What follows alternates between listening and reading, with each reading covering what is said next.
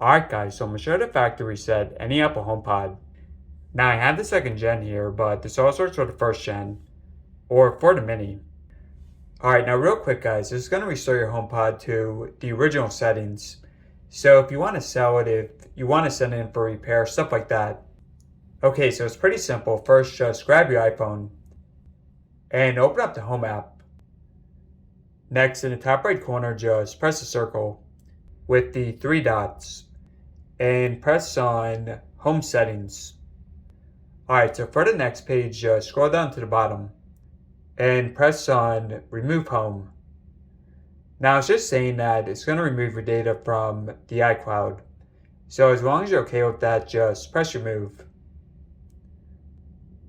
You'll see the screen, so you can just press Continue. Okay, now you're not done yet, so next what you're going to do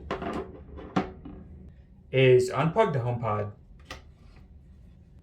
And you're going to wait for 10 seconds.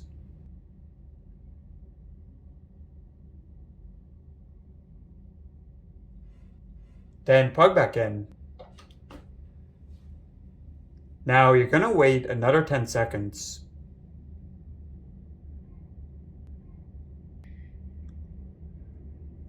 And then you're going to hold your finger on the top of the HomePod. And you'll see this start to turn to red. Now just keep holding. Your HomePod is about to reset. Keep pressing until you hear 3 beeps.